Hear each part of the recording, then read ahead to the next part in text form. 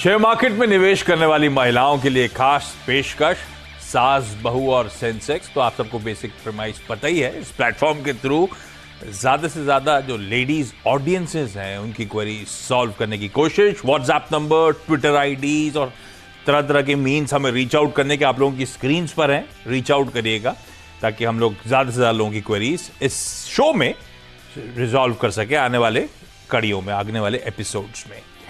मदद आज होगी निर्मल बंग सिक्योरिटीज की स्वाति होतकर के थ्रू। तो स्वाति, धन्यवाद वक्त निकालने के लिए।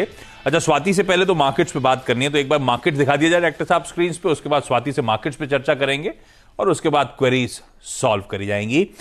1/4 से आधे % के बीच उछाल के साथ इस समय हो रहा है भारतीय बाजारों में कामकाज। हालांकि एक गैप अप ओपनिंग, गैप को कुछ कंसोलिडेट करा था। एक समय हम 170 अंक निफ्टी पे ऊपर थे, वहां से हमने सारे गेन्स वाइप आउट करे। एक समय लाल टिक था भारतीय बाजारों में, हालांकि वो 1 पॉइंट के आसपास का लाल टिक था। हमने सारे गेन्स वाइप आउट करे और फिर उसके बाद से लोअर लेवल से कुछ रिकवरी की इस समय कोशिश, और इस समय 60 अंक ऊपर ट्रेड करते हुए जो ऊपरी स्तरों से मुनाफा वसूली आई थी वो लार्जली निफ्टी बैंक ने लीड करी थी। निफ्टी बैंक अभी भी रिकवर नहीं हुआ। इनफैक्ट हर टिक के साथ उसकी कमजोरी जो है कुछ हद तक बढ़ती हुई आपको नजर आएगी। निफ्टी बैंक इस समय 1/4% के दबाव के साथ ट्रेड करता हो। तो देखिए, गैप अप शुरू हुआ, इसने दबाव बनाया, इसमें रिकवरी नहीं आई, तो फिर निफ्टी की रिकवरी को लीड कौन कर रहा है? निफ्टी की रिकवरी को 2 पॉकेट्स लीड कर रही है इस समय, आईटी और ऑटो। अब ऑटो का इतना वेटेज है नहीं, लेकिन आईटी में क्या हुआ है, इन्फोसिस, टीसीएस का तगड़ा वेटेज है, उनमें हरकत आई है। तो इसीलिए आप देख रहे हैं बाजार को, निफ्टी को एटलीस्ट सपोर्ट मिलता हुआ। और दूसरा पॉकेट देखिए, आईटी इंडेक्स आपकी स्क्रीन पे 2% मजबूत। दूसरा ऑटो में खास तौर पे मुझे लगता है वो जो स्क्रैपेज पॉलिसी वाली थीम है वो प्ले आउट हो रही है, क्योंकि बजट जब पेश हुआ था तब निर्मला मैम ने कहा था आने वाले 15 दिनों में स्क्रैपेज पॉलिसी के कॉन्टोर्स सामने आएंगे। नितिन गडकरी साहब ने कहा था इंटरव्यू में उसी दिन सीएनबीसी आवाज पर कि हम तैयार हैं स्क्रैपेज पॉलिसी के साथ, उस कॉन्टोर्स के साथ। अब वो समय आ चुका है जब वो स्क्रैपेज पॉलिसी अनाउंस होनी है। शायद इसीलिए आप देख रहे हैं महिंद्रा एंड महिंद्रा को स्क्रीन पर उठाइए, टाटा मोटर्स को स्क्रीन पर लेकर आइए। ये स्टॉक्स दिन के हाईस पे कामकाज करते हुए आपको नजर आएंगे। तो स्क्रैपेज पॉलिसी का बेसब्री से इंतजार, और इसीलिए आप देख रहे हैं लार्जली ऑटोज में एक आउट परफॉर्मेंस आता हुआ। ये देखिए क्या उछाल आ रहा है।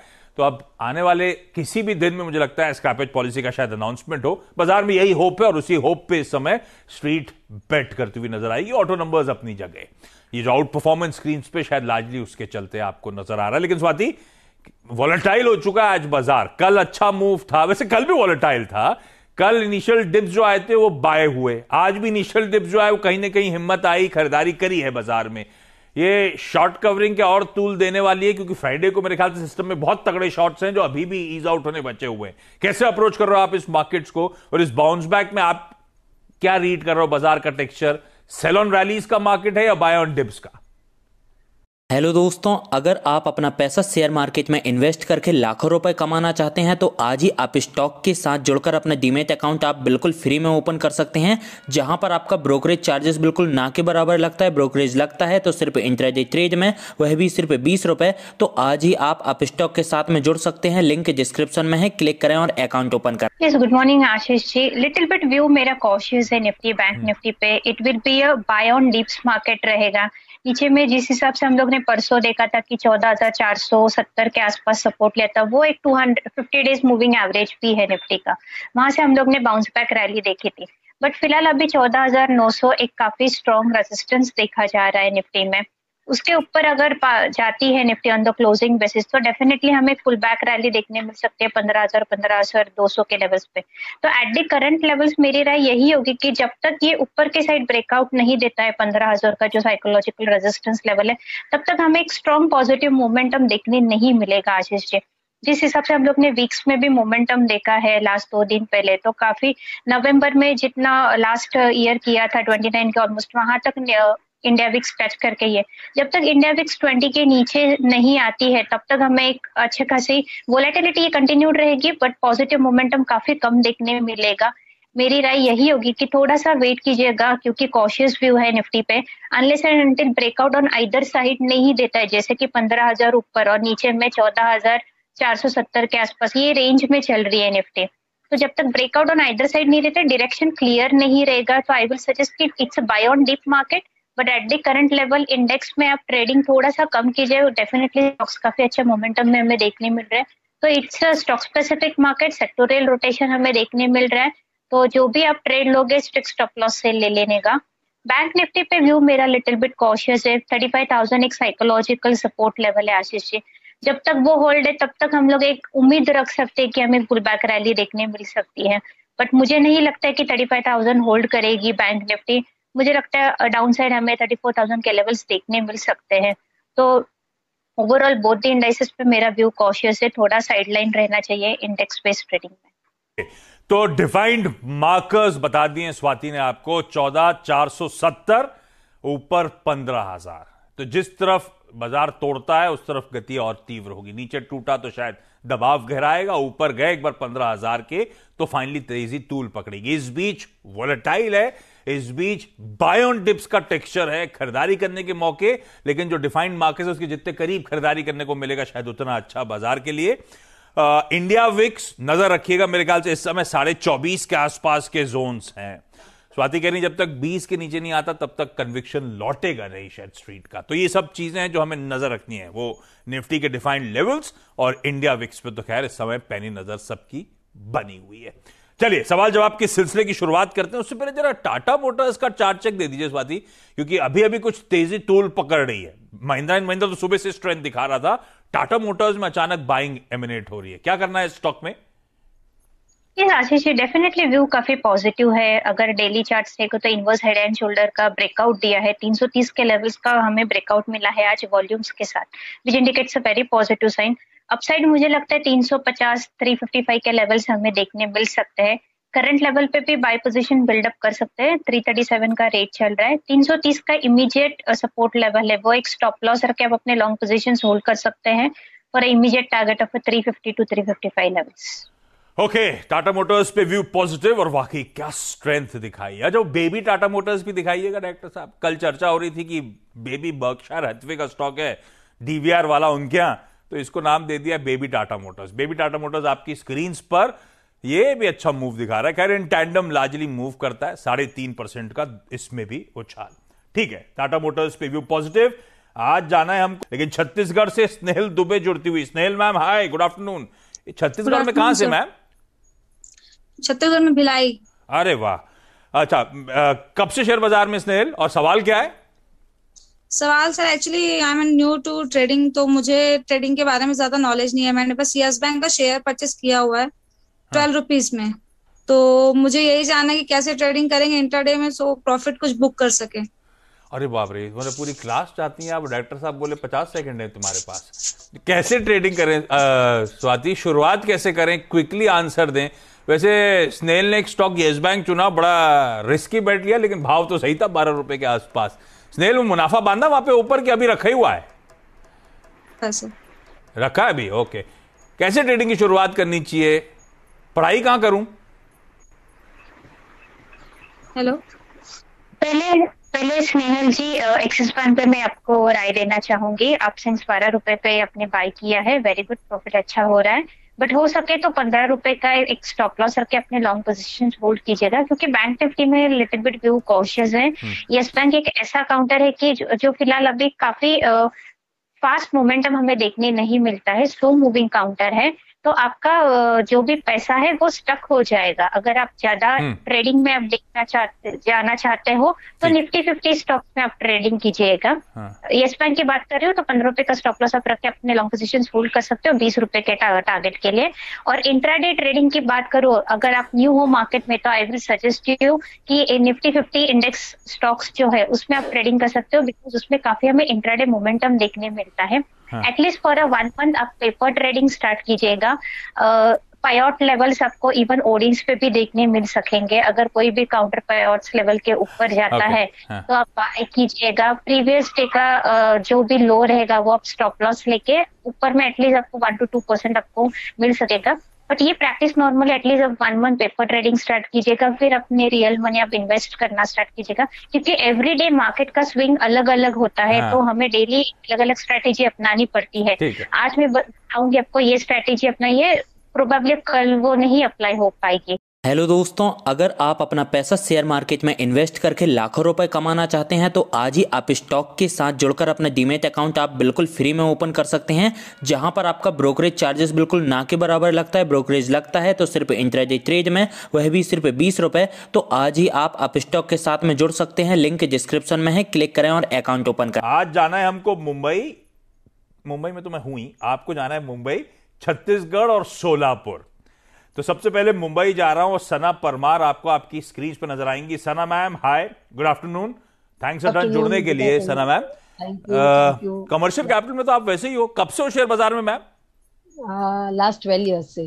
अरे वाह, और कैसे ये पिछले 12 साल से एक्टिवली स्टॉक मार्केट में ट्रेडिंग कर रहे हो या पोर्टफोलियो बिल्डअप करा है लंबी अवधि का? सर नहीं, अभी तो लास्ट ऐसे था कि पोर्टफोलियो ही कर रहे थे। लेकिन बिकॉज ऑफ कोविड टोटली घर पे बैठे हैं, तो अभी ट्रेडिंग भी कर रहे हैं।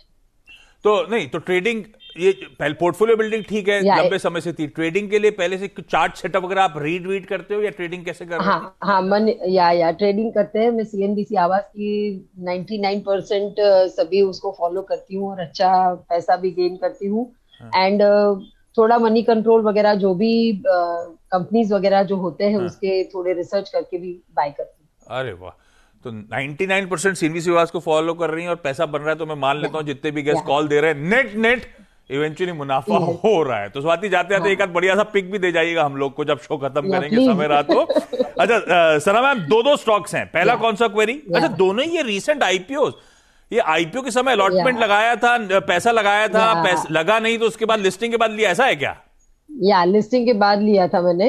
एंड जो सर्किट टू सर्किट ही चला, बर्गर किंग की बात कर रही हूँ मैं, जो सर्किट टू सर्किट ही चला, एंड हायर सर्किट से जो नीचे फॉलो एकदम बेस हुआ है। तो मेरे पास 174 के बर्गर किंग है, 300 शेयर्स है। 174 पे मेरी क्वेरीज है कि should I book the loss और शुड आई होल्ड इट और what to do, I don't understand. तो सुसना मैम, बर्गर किंग पे जब आईपीओ आया था तब मेरे ख्याल से आईपीओ 60 रुपए का था, उस टाइम पे ट्राई करा था आपने सब्सक्रिप्शन के लिए?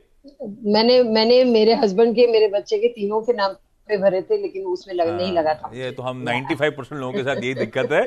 पर ठीक है, लिस्टिंग के बाद बर्गर किंग में आपने पैसा, जब आप मोमेंटम को चेस करनी थी तो सना मैम, अब तो आप रीड कर रहे हो मार्केट के टेक्निकल्स वगैरह, स्टॉप लॉस नहीं लगाए थे क्या? स्टॉप लॉस लगाए थे सर, लेकिन वो सर्किट टू सर्किट ही खुला था। जिस दिन था उसी दिन सर्किट था, फिर दूसरे दिन भी सर्किट पे था। सो थोड़ा ऐसा मूवमेंट बन गया था ना कि भाई बर्गर किंग एकदम धमाल कर तो यही है बस, है ना? तो थोड़ा उसी में बह गए हम भी। नहीं, हो जाता है, अब गड़बड़ हो गई, ठीक है। स्वाति, वाकई तगड़ी लिस्टिंग, उसके बाद इस तरह का यूफोरिया बना था स्टॉक को लेकर, लेकिन मैम गलत भाव पे फंस गई, क्योंकि अभी स्टॉक इनकी बाइंग से 30-35 रुपए नीचे इस समय कामकाज कर रहा है। आपके पास बहुत पुरानी चार्ट के लिए तो डेटा नहीं होगा, लेकिन जितना डेटा है उसको देखते हुए क्या करना है? ये 30 रुपए का जो लॉस हो रहा है, इसको कैसे, इसकी भरपाई होगी? स्वाति, लो, स्वाति को वापस रिकनेक्ट करना पड़ेगा, रीपैच करना पड़ेगा, क्योंकि दिक्कत आ रही है। तो बर्गर किंग हो गया, दूसरा इंडिगो पेंट्स में भी आईपीओ के समय पैसा लगाया था, नहीं लगा, बाद में चेस किया स्टॉक को। हाँ, बाद में चेस किया था, और ये मेरे पास 15 शेयर्स हैं, और वो 2955 के रेट के है। तो उसमें भी अभी थोड़ा मुझे लॉस हो रहा है, तो वो भी मुझे पूछना था कि शुड आई होल्ड इट और should I book the loss and invest in some other company. ठीक है, मैं स्वाति का इंतजार करता हूं। तो बर्गर किंग और इंडिगो पेंट्स दोनों रीसेंट लिस्टिंग, दोनों लिस्टिंग के बाद गजब का मूव दिखाया। स्वाति, होपफुली आपको आवाज आ रही होगी। दोनों आईपीओज में लिस्टिंग के बाद जो यूफोरिया बिल्टअप हुआ था, उसमें सना मैम ने भी एंट्री करी, और दोनों में भाव के अब नीचे कामकाज हो रहा है, दोनों में लॉसेज हो रहे हैं। स्वाति, क्या करना चाहिए, कैसे अप्रोच करें इन स्टॉक्स को? क्या लॉसेज की भरपाई कर पाएंगे ये स्टॉक्स, या एग्जिट करना है? इस आशीष जी, इंडिगो की बात करें तो डेफिनेटली ये अच्छा काउंटर है, काफी अच्छा हमें मोमेंटम देखने मिलते हैं ये पर्टिकुलर स्टॉक्स में। वीकली चार्ट्स की देखूं मैं बात, तो एक फ्लैग पैटर्न फॉर्मेशन बन रहा है और साइडवेज मोमेंटम पे भी ब्रेकआउट देने की वर्ज पे है। ऊपर में 1700 लेवल का ब्रेकआउट है, अगर वो ब्रेकआउट दे देता है वॉल्यूम्स के साथ तो मुझे लगता है इसमें क्षमता है कि ये 2000 के भी लेवल टच कर देंगे इंडिगो पे। तो मेरी राय यही होगी कि थोड़ा पेशेंस लगेगा, इंडिगो में डेफिनेटली आपको प्रॉफिट देखने मिल सकता है। तो it's a hold from my and, short term duration रहेगा एटलीस्ट 3 to 6 मंथ्स के लिए। बर्गर किंग की बात करूं आशीष जी, तो टेक्निकल सेटअप इतना कोई स्ट्रांग नहीं है, हिस्ट्री भी वी डोंट हैव हिस्ट्री क्योंकि अभी फिलहाल जस्ट दिसंबर में ये लॉन्च हुआ था। टेक्निकल जितना भी हिस्ट्री है उसके हिसाब से अगर मैं बात करूं तो व्यू मेरा कॉशियस टू बेरिश है। अभी तो 142 के आसपास चल रहा है, मैडम का काफी हाई लेवल पे बाइंग हुआ है 175 के आसपास। मेरी स्ट्रेटेजी यही रहेगी कि सेल ऑन प्राइस पे ये काउंटर एग्जिट करना चाहिए। अगर कोई भी उछाल आता है 155 to 160 के रेंज में तो उन्होंने एग्जिट करना चाहिए। अगर यही स्पेस में आप देख रहे हो दूसरा काउंटर, तो जुबिलेंट फूड एक काफी अच्छा स्टॉक है, उसमें आप फंड इन्वेस्ट कर सकते हो। बट बर्गर किंग की बात करूं तो अगर इमीडिएट सपोर्ट लेवल 135 का है, वो एक स्टॉप लॉस रख के कोई भी उछाल आता है तो इसमें आप एग्जिट कीजिए। तो अगर ये क्विक सर्विस रेस्टोरेंट्स में रहना है तो बर्गर किंग से बेहतर चार्ट्स पे इस समय जुबिलेंट फूड वर्क्स है मैम, क्या करें। तो अब आपको पिज्जा की तरफ मूव करना है बर्गर से सेल ऑन बाउंस। अच्छा, सोलापुर जा रहा हूं, सनिका आपको आपकी स्क्रीन पे नजर आएगी। सनिका हाय, गुड आफ्टरनून। सनिका, कब से शेयर बाजार में? आप भी ये लॉकडाउन में एक्टिव हुए या पहले से थे? लॉकडाउन के बाद एक्टिव हुए। लॉकडाउन के बाद एक्टिव हुए। और सनिका, कैसे शुरुआत हुई, शेयर बाजार क्यों ऑप्ट करा? क्योंकि सीखने की बहुत चाहती है और पैसे कमा रहे लोग तो हम क्यों नहीं। तो हाँ, तो ये बात सही है, जब हिंदुस्तान प्रॉस्पर कर रहा है तो हम सबको उसमें पार्टिसिपेट करना चाहिए और उसमें पार्टिसिपेट हम शेयर बाजार में। लेकिन पैसा आया? थोड़ा बहुत आया, CNBC आवत से ही आया जो आया था। तो अभी खुद स्टडी करना शुरू करा, खुद पढ़ना लिखना शुरू करा, अभी थोड़ा बहुत चालू किया, 2-3 महीने से चालू किया है ट्रेडिंग, लेकिन थोड़े बहुत लॉसेस भी हो रहे हैं इसलिए।